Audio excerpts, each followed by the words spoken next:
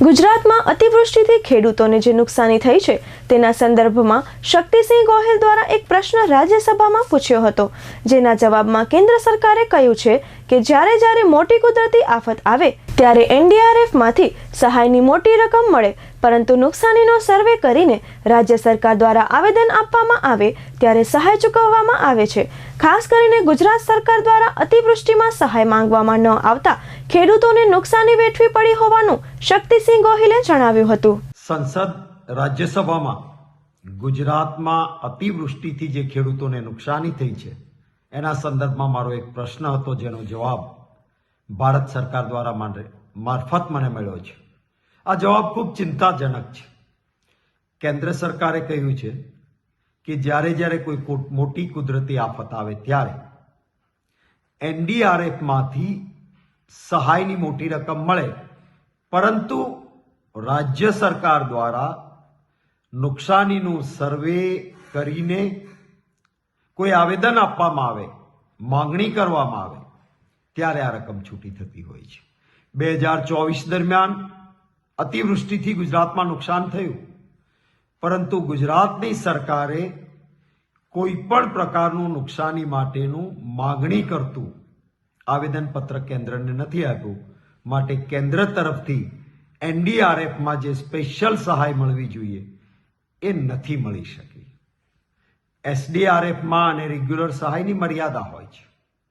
ભૂતકાળમાં આવા પ્રસંગોએ ગુજરાત સરકારે કેન્દ્રની સ્પેશિયલ સહાય માટે આજના વડાપ્રધાન શ્રી જ્યારે મુખ્યમંત્રી હતા ગુજરાતના, હું વિરોધ પક્ષનો નેતા હતો, એમણે સ્પેશિયલ સહાય માટે આવેદન રજૂ કર્યું હતું।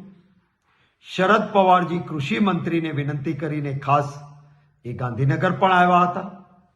કોંગ્રેસ પક્ષ તરીકે અમે પણ ગુજરાતને વધારે સહાય થાય, કેન્દ્રમાં કોંગ્રેસની સરકાર હતી, માંગણી કરી હતી અને ઉદાર હાથે NDRFમાંથી પૈસા મળ્યા હતા જ્યારે આટલું મોટું નુકસાન નહોતું।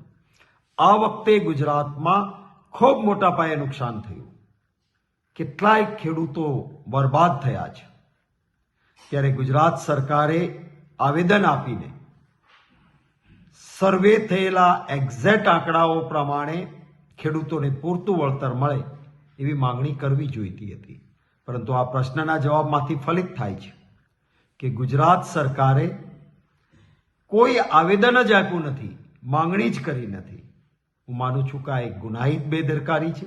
ગુજરાતના ખેડૂતો પાયમાલ થાય, કેન્દ્રમાંથી પૈસા મળે એમ હોય, ડબલ એન્જિન સરકારની વાતો કરતા હોય, એટલે કે બંને જગ્યાએ ભારતીય જનતા પાર્ટીની સરકાર છે, એમાં પણ વડાપ્રધાન શ્રી એ ગુજરાતના છે આપણા, ત્યારે તો મોસાળ લગનને માં પીરસણે આપણા ખેડૂતોને, આપણા ગુજરાતીઓને નુકસાનીમાં વધારે ફાયદો મળવો જોઈએ, એના બદલે માંગણી પણ નહીં કરવાની, આવેદન પણ નહીં આપવાનું। હું માનું છું આ એક ગુનાહિત બેદરકારી છે અને ગુજરાતની જનતાને ઘોર અન્યાય ગુજરાતની ભાજપની સરકાર દ્વારા થયો છે, એ વાતનું ભારોભાર મને દુઃખ છે।